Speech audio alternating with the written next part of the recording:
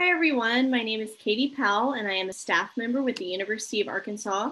I am also a member of the Washington County Community Remembrance Project. So I'm going to take a little time today and over the next 3 weeks to really walk you through and give you a sense of the Equal Justice Initiative's Racial Justice Essay Contest, partially sponsored by the Washington County Community Remembrance Project. So lots of big words, but we are going to jump into the overview of the essay contest in our next video. For this first one, I wanted to take a little time and introduce you to who the Equal Justice Initiative is, as well as what kinds of groups are affiliated with them, including the Washington County Community Remembrance Project.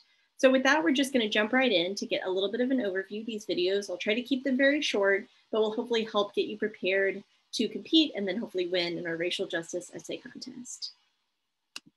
So first, a little bit of an overview about the Equal Justice Initiative as a whole. It was founded by Bryan Stevenson in 1989, and he is a lawyer based out of Montgomery, Alabama. He's also the author, Bryan Stevenson is, of Just Mercy, which is a movie and a book, and I would definitely encourage you to read or watch both. Very important works.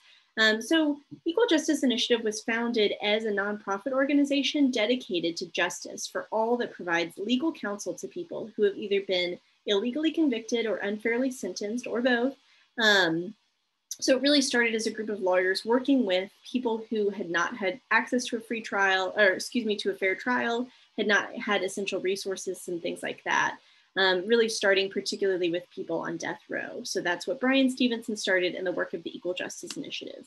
They have since expanded to open the Legacy Museum as well as the National Memorial for Peace and Justice in 2018.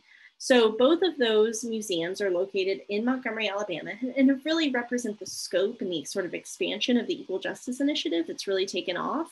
In addition to thinking about mass incarceration or these unfair trials and lack of resources for wrongful convictions, the Equal Justice Initiative is also really focusing on a reckoning of our nation with our past and the way that we have treated Black people and African Americans. So the main argument of these locations, and you can see an image here, a beautiful sculpture, beautiful and very heartbreaking sculpture that's there at the Legacy Museum and is part of the National Memorial for Peace and Justice. But the central argument that they're weaving throughout the museum is that slavery has not ended, but instead has evolved. So they really are showing slavery and how that led into the Jim Crow era segregation, and finally how we see that in mass incarceration today.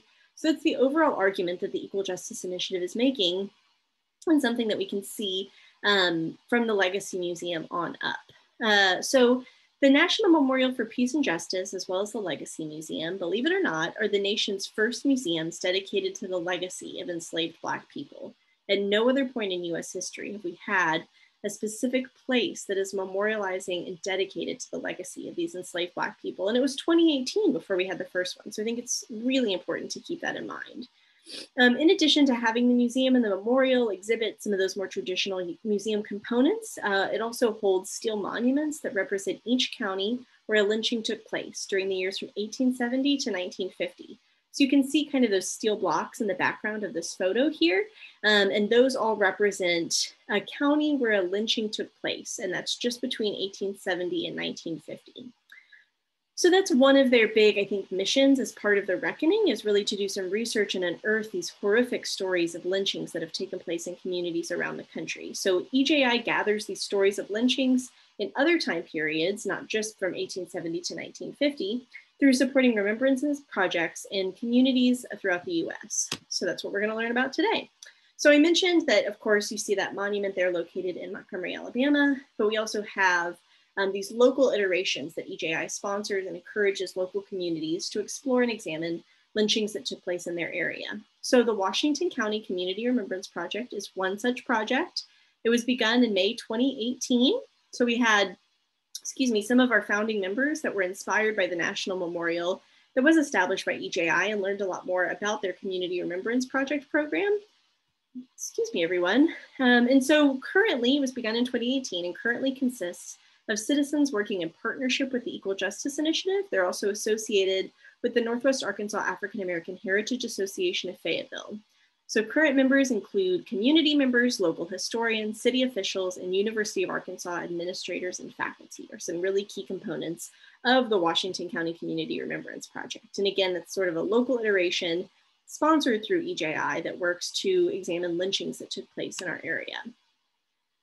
So this is taken directly from the purpose of the Washington County Community Remembrance Project, and this is a photo from Equal Justice Initiative and a different community remembrance project. But their overall purpose is to erect a memorial marker in Fayetteville's Oak Cemetery, some of you may be familiar, to 3 enslaved Black men who were executed in Washington County in 1856. 2 of those executions were by a lynch mob, and 1 was by the state after being convicted of murder on hearsay evidence alone. So Aaron, Anthony, and Randall are their names. They were lynched and then legally lynched by the state in 1856, only on hearsay evidence of murder. So the memorial marker is intended to bring to light this history and to honor the lives of the men. So that's one of our primary purposes, of course, is to have this memorial marker erected in Oak Cemetery, hopefully at the beginning of 2021 is our plan at the moment. In addition, however, to having that memorial marker there, we also are really trying to focus on involving the African American community and others in establishing a memorial marker. So I mentioned that. But I think a bigger picture here, and this is something that's important and taken directly from our mission, the coalition members have committed to forthrightly addressing painful themes and the troubling racial history of our community, our state, and our nation, and the reality and the impacts of our differing relationships to this history. So really key excerpt from our mission that we are here to dedicate and really address these painful themes throughout our history. I think that's a huge part of the Community Remembrance Project, huge part of the work that I've done with them, and then also what we'll see in the essay contest, which I'll talk in a lot more detail about in our next session.